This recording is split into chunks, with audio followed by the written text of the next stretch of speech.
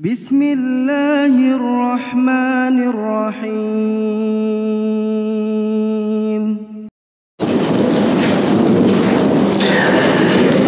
Assalamualaikum warahmatullahi wabarakatuh. Diawali dengan bersama membaca Ummul Quran ala hadhihi niyah wa likulli niyatin salihah. Al-Fatihah. A'udzu billahi minasy syaithanir rajim. Bismillahirrahmanirrahim. Alhamdulillahi rabbil alamin. Ar-Rahmanir Rahim. Maliki yaumiddin. Iyyaka na'budu wa iyyaka nasta'in. Ihdinas siratal mustaqim. Siratal ladzina an'amta 'alaihim ghairil maghdubi 'alaihim waladdallin. Amin. Bismillah, alhamdulillah, salatu wassalamu ala rasulillah wa ala alihi wa sahbihi wa mawala, amma ba'du. Bapak Ibu hadirin hadirat segenap jamaah Masjid Al-Hidayah, utamanya segenap pengurus DKM Masjid Al-Hidayah dan beberapa jajaran-jajarannya yang saya muliakan. Alhamdulillah wa syukurillah, kembali kita hadir di majelis yang mulia, halaqah yang disebutnya rumpun taman sorga, diungkap oleh Nabi Muhammad SAW pada malam hari ini. Kembali kita akan mengkaji, memahami tentang ayat-ayat Allah atau juga segala firman atau ada yang hubungannya dengan kehidupan keseharian kita. Bapak Ibu sekalian, tema kali ini adalah anugerah terbesar, anugerah Allah yang terbesar yang diberikan Allah kepada manusia.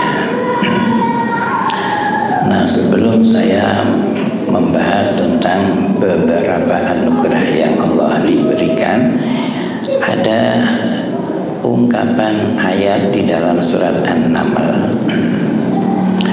Di dalam surat An-Naml ini ada cerita Nabiullah Sulaiman yang memiliki bala tentara lengkap, terdiri dari manusia, jin, dan juga termasuk binatang-binatang. Itu juga semua bisa dijadikan bala tentaranya Nabi Sulaiman.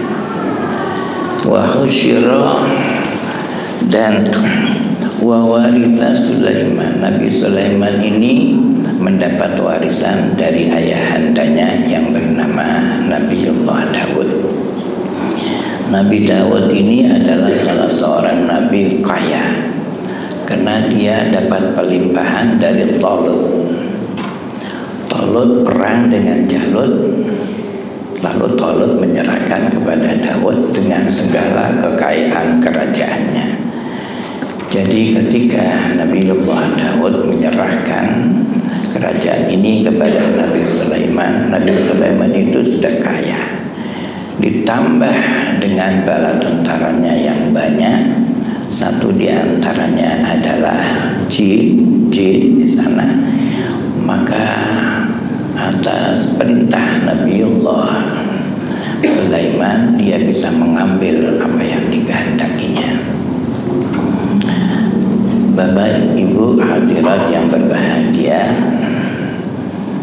yang ingin saya garis bawahi ketika Nabi Sulaiman berkata di dalam surat An-Naml, di sini disebutkan qalal malaku ayyukum ya'tini bil 'arsyiha qabla an ya'tuni muslimin.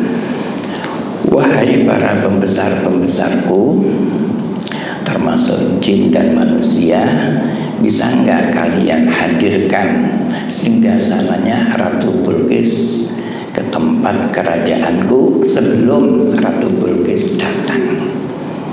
Cerita singkatnya, Ratu Bilqis ini adalah seorang ratu yang sukses. Ifrit di negeri Saba. Hidupnya itu sampai disebutkan di dalam Al-Quran Thayyibatun wa Rabbun Ghafur, artinya gemaharibah Allah jinawi.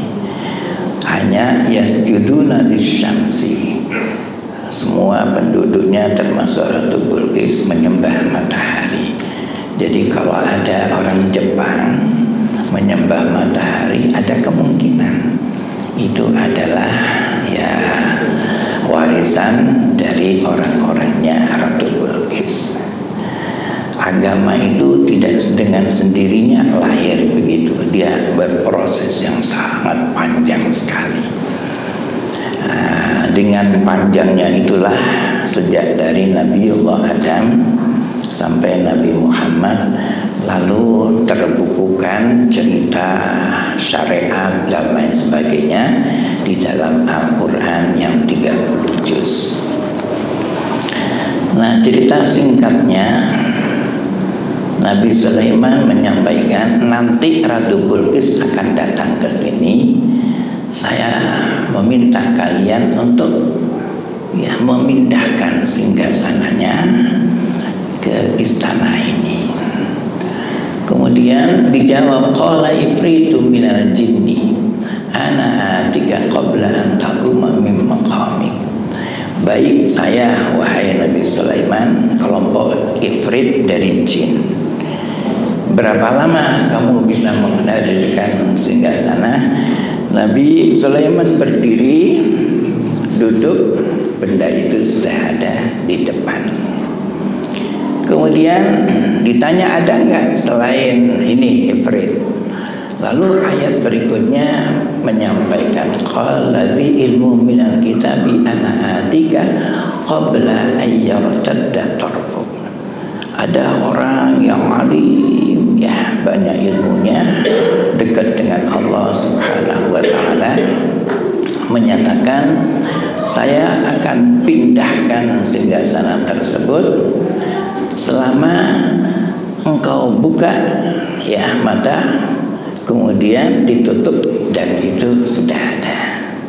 Nah, ayat berikutnya begitu sudah berada di tempat tersebut, lalu Nabi Sulaiman coba singgasana ini direnov sedikit. Tujuannya nanti kalau Ratu Bilqis datang, dia tidak mengenali. Betul, direnov sana sini dan seterusnya. Lalu Ratu Bilqis datang. Ketika datang, Nabi Sulaiman bilang, wahai Ratu Bilqis, Anda kenal nggak dengan singgasana ini? Perasaan saya cukup familiar saya dengan ini. Kenapa Anda kok nyebut cukup familiar? Ya perasaan saja. Kenapa? Karena dirubah. Nah, jadi ornamennya dan seterusnya dirubah. Lalu Nabi Sulaiman menyatakan, iya betul, ini adalah singgasanamu. Lalu Ratu Bilqis menyatakan, aduh Tuhan, aku telah menzalimi diriku. Ternyata ada seorang makhlukmu, makhluk pilihan adalah Sulaiman. Nah, saat itulah dia lalu beragama Nabi Sulaiman. Ya. Nah, ketika singgasana itu bisa dipindahkan dalam sekejap, Nabi Sulaiman ngomong begini, ashkuru an akfur. Apakah nikmat karunia ini saya akfuru, saya kafir, am ashkur, atau saya mensyukurinya? Nah, lalu Nabi Sulaiman mensyukuri, berdoa, Rabbi auzi'ni an ashkura ni'mataka allati an'amta alayya, dan seterusnya dan seterusnya. Jadi kalau ada di antara sekitar kita ada makhluk Allah, kekasih Allah, hampir sama riwayat ceritanya seperti Nabi Sulaiman dan seterusnya, dan itu bila dikehendaki oleh Allah semuanya juga akan bisa terjadi. Bagaimana? Nah, Nabi Muhammad lebih daripada itu. diabadikan di dalam surat Bani Israel atau Al-Isra. Subhanalladzi asra bi'abdihi lailam minal masjidil harami ilal masjidil aqsal ladzi barakna haulahu linuriyahu min ayatina innahu huwas samiul basir. Maha suci Allah yang telah memperjalankan hambanya di suatu malam dari Masjidil Haram ke Masjidil Aqsa dalam waktu yang secepat kilat. Nama kendaraannya buruk. Buruk itu bahasa Arab artinya secepat kilat. Ya, orang-orang yang gak senang kepada Nabi Muhammad, ya, atau juga orang Cirebon, kalau bikin buruk itu kepalanya kepala apa? Kepala apa? Kepala perempuan. Itu namanya pelecehan. Ya, itu adalah idea dari orang-orang yang gak suka kepada Nabi Muhammad. Apa maksudnya? Muhammad itu loh, naik buruk aja cari wanita. Jadi Nabi itu dianggap sangat amat, ya seperti itu. Yang kita tahu bahwa Nabi memiliki istri lebih dari satu. Yang ingin ditegaskan di sini itu perjalanan yang namanya Mekah dengan Masjidil Aqsa itu kalau naik pesawat antara 1,5 jam sampai 2 jam. Nah, ketika dari sana Nabiullah Muhammad sampai Isra dan Mi'raj itu bagaimana? Wah, itu sudah tanpa bisa dinalar dan juga tanpa bisa dipikirkan. Inilah kehendak Allah Subhanahu wa ta'ala. Di dalam surat As-Sajdah, malaikat itu setiap hari turun yang perjalanannya ribuan tahun. Itu setiap hari turun. Untuk apa? Salah satunya mencatat semua yang hadir. Seperti ini. Di dalam sebuah hadis riwayat Muslim, bila mana ada halaqah semacam begini, malaikat akan mencatat satu persatu lengkap dengan binnya dan bintinya. Nah, ketika sudah lengkap, lalu dihaturkan kepada Allah, ya Allah, di malam ini telah hadir di masjid rumahmu, yakni ini. Dan Allah bangga kepada kita yang mengkaji, memahami ayat-ayat Allah Subhanahu wa ta'ala. Bapak Ibu sekalian, ada seseorang dari Bandung punya titel itu sampai 9 titelnya. Ya, di Cina itu sampai 17, umurnya baru 27. Dan entah di mana lagi. Saya lalu berpikir, andai kata Nabi Muhammad bisa baca, betul ya, dan bisa menulis, Nabi Muhammad itu titelnya seberapa gitu ya. Dunia ini Nabi Muhammad paham semuanya, paham. Nah, produk-produknya adalah Al-Quran ini. Tidak hanya di dunia Nabi Muhammad paham, akhirat itu paham. Nanti begini-beginilah. Itu kalau setiap item ilmu ada gelarnya, mungkin itu sederet gelar Nabi. Untungnya Nabi nggak bisa baca dan juga tidak bisa menulis. Makanya ayahnya Khalid bin Walid itu adalah orang kaya, alim tentang ilmu agama dahulu. Ketika Allah memilih Nabi Muhammad menjadi seorang rasul, dia menjadi iri dengki. Kenapa Muhammad yang gak punya apa-apa, anak yatim yang gak bisa baca, gak bisa menulis, ditunjuk oleh Tuhan sebagai nabi dan rasul, sementara saya sarana medianya ada, kenapa tidak?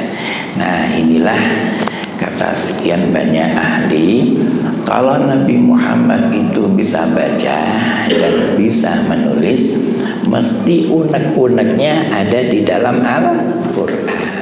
Ya, ngerti ya maksudnya unek-unek? Setiap kali kita menulis, entah itu namanya skripsi, ya, dan seterusnya, disertasi dan seterusnya, itu biasanya ada kecenderungan ya, keinginan kita itu masuk di dalamnya. Nah, Al-Quran steril ya dari hal itu. Jadi andai kata sekarang cerita tentang Nabiullah Sulaiman, cerita tentang Ifrit, tentang burung hudhud dan seterusnya, itu realistis dan nyata. Kalau Nabi Sulaiman bisa memanfaatkan jin dan seterusnya, bisa membuat ya kekayaan yang hebat. Tapi kalau Nabi Muhammad yang ada di Ma'la, itu ada sebuah masjid namanya masjid jin ya. Kenapa masjid itu diberi nama Masjid Jin? Karena di situ ada beberapa kelompok jin menyatakan syahadat kepada Nabi Muhammad sallallahu alaihi wasallam. Jadi jin manusia itu ada yang Islam. Manusia ada yang Islam dan ada yang kafir. Manusia ini yang Islam dengan yang kafir lebih banyak mana? Berapa jumlahnya? Dunia ini populasinya adalah hampir 8 miliar. Kemudian dicatat ya, Islam itu baru 2 miliar. Jadi 6 miliar kafir semuanya. 2 miliar itu belum tentu jaminan surga, belum. Nabi menyatakan thulutsu yadkhulunal jannata. 1/3 masuk surga lempeng. Ya. Wa thulutsu yadkhulunal jannati bi hisabin. 1/3-nya dihisab dulu, mampir di neraka. Dan ada lagi yang ketiganya penuh noda dosa, seumur-umur dia hanya sekali dia baca syahadat, Allah masih mengakui dia sebagai hambanya. Jadi dari 2 miliar itu dikecilin lagi di sana ya, seperti itu. Nah, mudah-mudahan kita termasuk ya yang kelompok nomor 1 tanpa dihisab. Bagaimana caranya dihisab? Nanti kita akan bahas anugerah Allah Subhanahu wa ta'ala. Bapak Ibu sekalian, nikmat itu disyukuri atau dikufuri. Anugerah Allah itu dikufuri atau disyukuri. Nabi Sulaiman menyatakan hadza min fadli rabbi.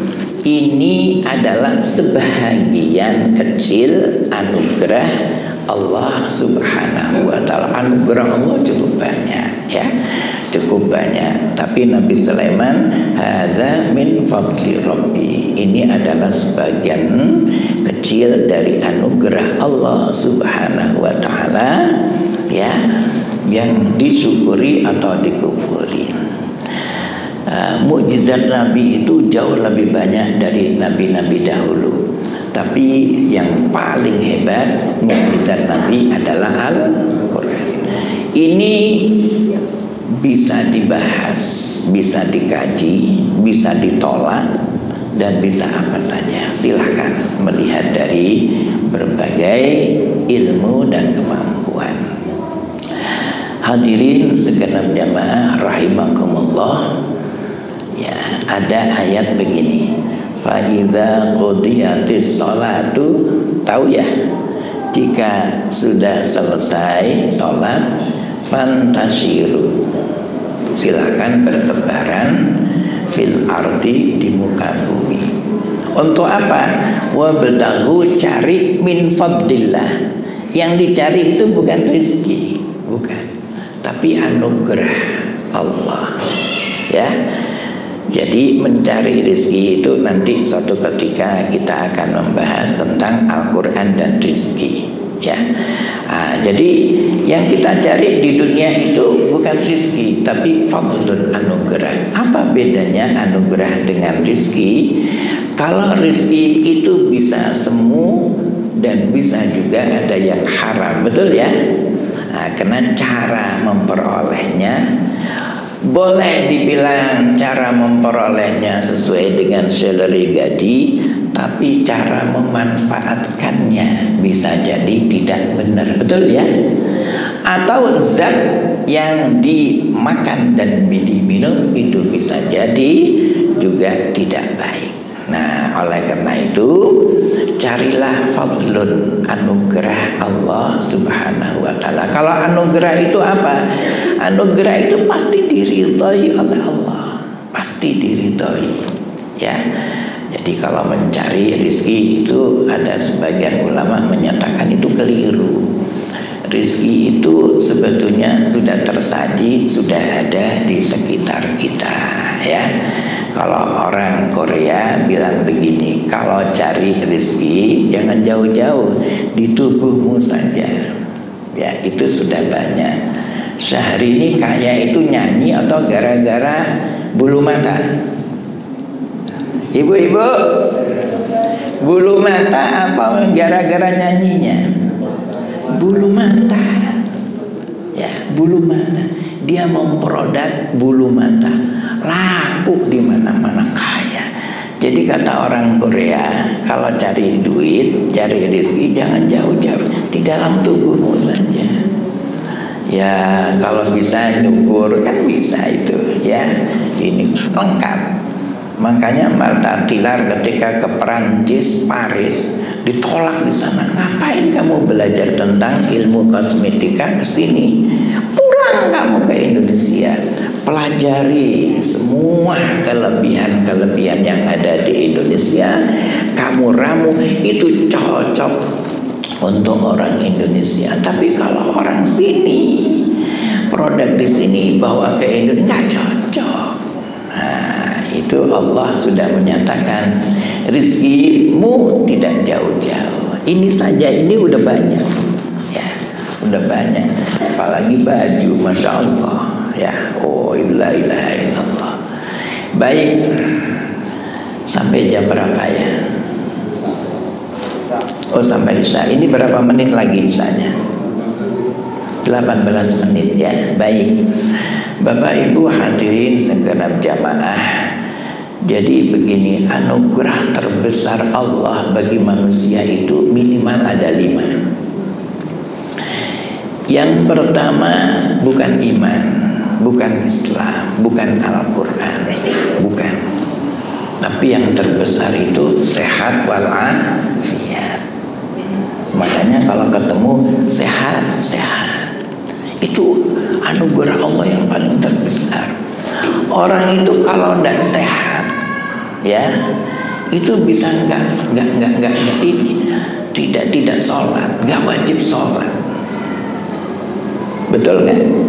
Orang sakit wajib sholat nggak? Ini satu contoh ya. Dia fisiknya agak kurang, matanya nggak ngelihat, kupingnya nggak mendengar, wajib sholat nggak dia? Wajib nggak? Wajib Bapak? Tak wajib. Kenapa? Dari mana dia dengar? Gimana cara dia rukuk sujud? Kan nggak tahu, orang nggak bisa melihat. Jadi gimana? Sorga dia udah. Jadi kalau kita, tetangga dan seterusnya, ada orang oleh Allah dikurangi nikmat mata dan kuping, tapi di balik itu Allah memberikan sorga baginya langsung. Orang Badui dalam itu betul Bapak, nggak datang. Nah, yang dimasukkan neraka itu kalau dai, mubaligh, guru datang lalu menyebarkan, di sana dia steril Pak. Begitu masuk di luar, oh ya itu ya silaturahim dengan yang lain, komunitasnya kemana-mana bagus. Tapi begitu masuk di dalam, ente kesini tidak boleh tanya macam-macam, apalagi mempengaruhi warga kami, karena warga kami ini sudah sejahtera. Ketika yang namanya pandemi di sana nggak ada Pak. Ketika Krismon 98 di sana nggak ada Pak. Di sana hidupnya enak nyaman, apa yang kau inginkan? Saya udah bisa semuanya. Begitu mereka itu tertutupnya ya. Di dalam surat Bani Israel Allah berfirman, wa ma kunna tidak akan menyiksa seseorang sampai Rasul datang kepadanya. Tapi kalau di pondok bambu gitu Pak ya, nggak dengar adzan subuhnya jam 7, neraka apa surga Pak? HP itu gunakan itu, taruh itu di sana. Iya, Masya Allah ya. Nauzubillah min dzalik. Sekarang booming sholat di masjid, alhamdulillah.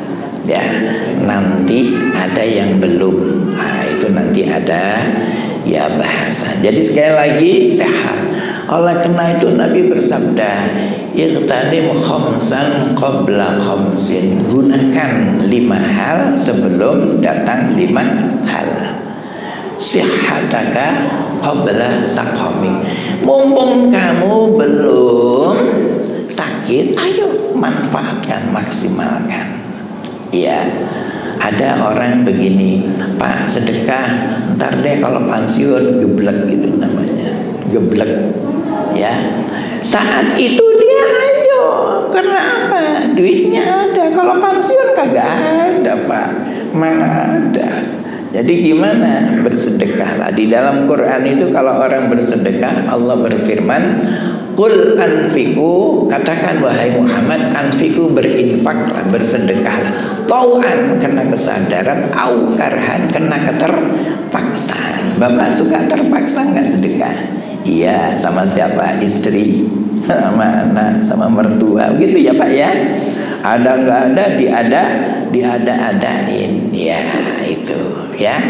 Jadi sehat ini jaga, betul-betul jaga. Bagaimana caranya menjaga? Banyak ya, tuntunan Nabi Muhammad SAW. Kamu kalau sholat ada warming up-nya. Seperti kalau orang mau apa, itu ada pembukaannya. Jadi kalau di masjid ini pembukaannya banyak. Masuk namanya tahiyatul masjid, seger itu badan ya.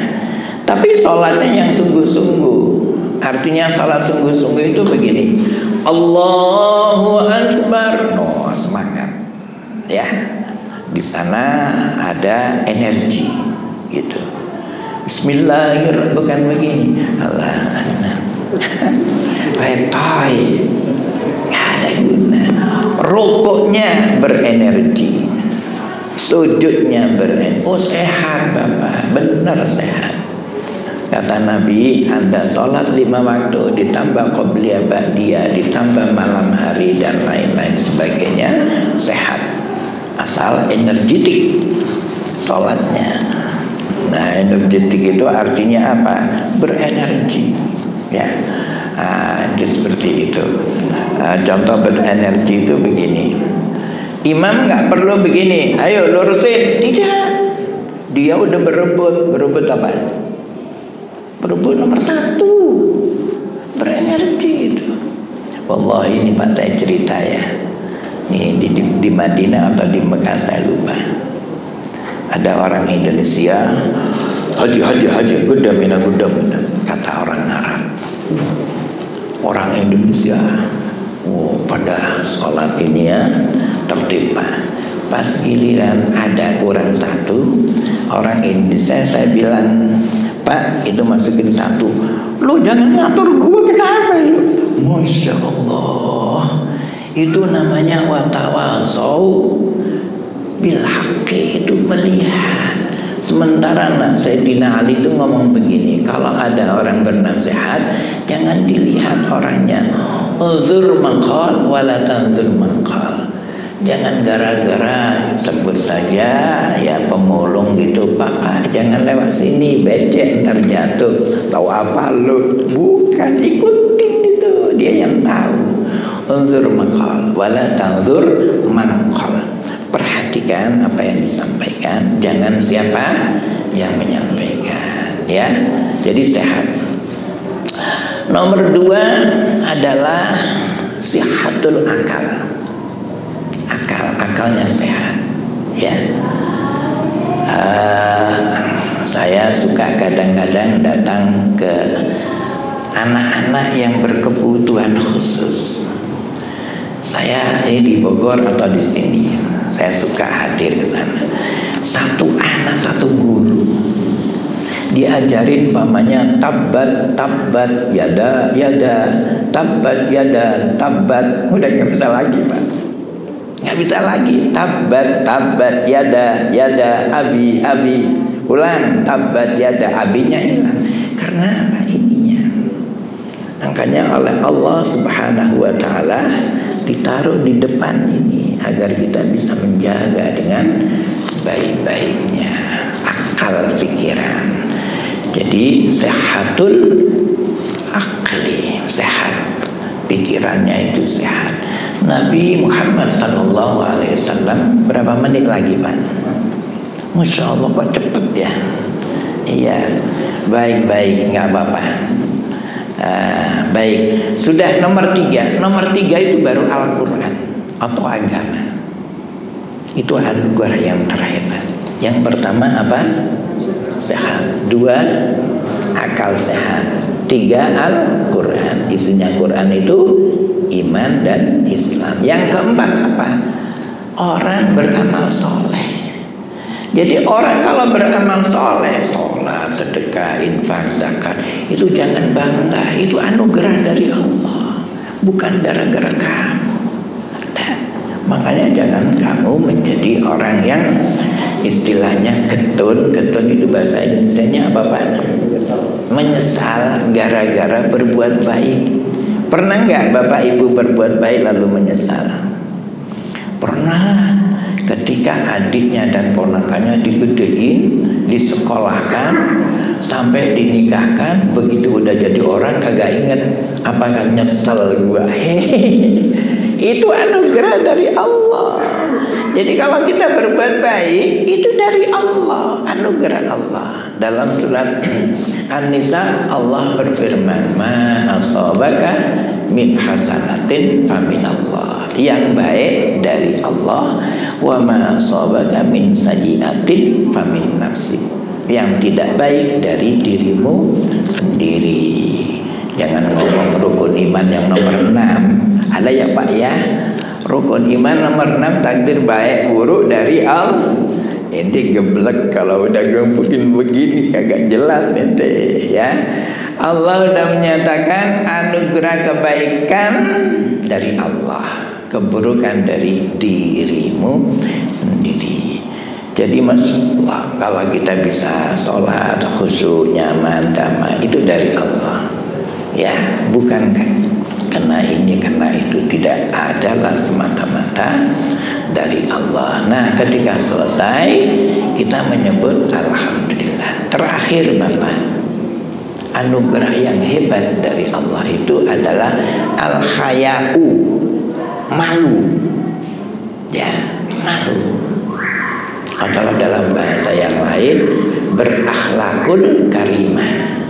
Malu sekarang ini nggak ada budaya malu nggak ada Pak.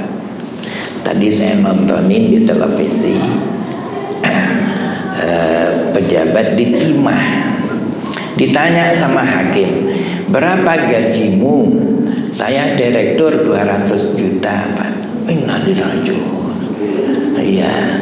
Terus yang kamu berapa? Hampir 300 juta. Ente masih nyolong. Itu ente kagak punya malu. Kada malu. Orang yang nggak sholat itu nggak punya malu. Karena apa? Makan dari Allah, sandang pangan semuanya dari Allah. Kurang ajar itu. Kalau dia kerja di sebuah perusahaan, udah keluarin lah untuk Allah Subhanahu wa ta'ala. Jadi budaya malu ini perlu. Anak kecil aja Pak ya, kalau dia telanjang umur setahun gitu ya, lari-lari, dia itu lari. Kenapa? Malu. Jadi malu itu adalah sifat asasi yang diberikan oleh Allah. Ini merupakan anugerah dari Allah Subhanahu wa ta'ala ya. Ada seseorang, nah aku maaf ya nggak bisa datang ke rumahmu. Kenapa Pak? Saya kalau datang ke sini selalu berdosa. Loh kok berdosa? Karena kamu nggak punya malu. Apanya Pak? Kamu buka-bukaan. ini kan saya jadi dosa, ya kan? Nggak dilihat saya bertatapan. Kan bapak samaan, oh iya dulu kamu masih bayi. Nah kalau sekarang antara anak bapak itu banyak terjadi sesuatu yang tidak seharusnya.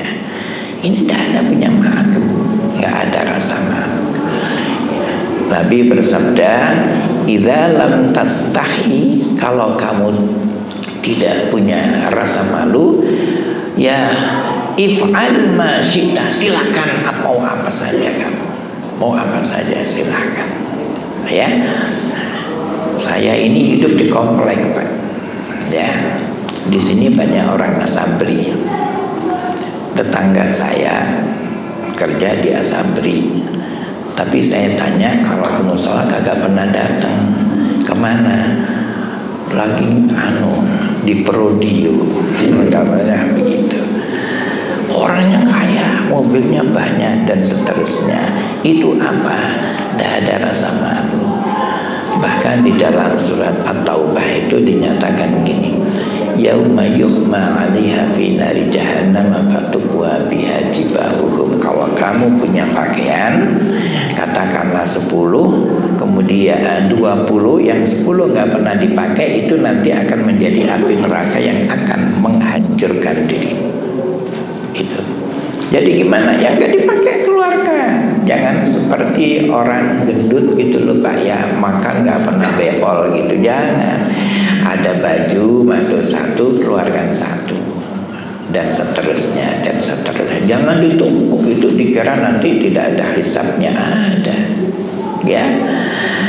Walladzina yaknizuna adh-dhahaba wal fiddata wa la yunfiqunaha fi sabilillah fabashshirhum bi'adzabin alim. Harta benda, di sana itu Allah nyebut emas perak itu adalah sebuah simbol harta hebat, harta yang sangat hebat. Kalau di sana tidak ada manfaat dan tidak ada gunanya, ya udah sedekahkan aja atau berikan kepada yang lain. Jadi ada 5 hal ini, bila mana kita sudah mendapatkannya, syukuri. Bagaimana cara mensyukurinya? Yaitu meningkatkan, ya, bagaimana kita menjadi hamba yang dicintai oleh Allah Subhanahu wa ta'ala. In kuntum tuhibbunallaha, dan seterusnya dan seterusnya. Mungkin ada dialog, ada satu komentar dan seterusnya. Mumpung masih ada beberapa menit, silakan di antara Bapak ada yang mengomentari atau menambah, atau mungkin ada diskusi. Monggo silakan. Waalaikumsalam warahmatullahi wabarakatuh. Tadi yang sebutkan ada panggilan jin, itu sahadatnya jin itu menyebut asyhadu an la ilaha illallah Sulaiman Rasulullah begitu. Iya, betul. Jadi kalau dulu dengan Nabi Sulaiman tentu wa asyhadu anna Sulaimana Rasulullah.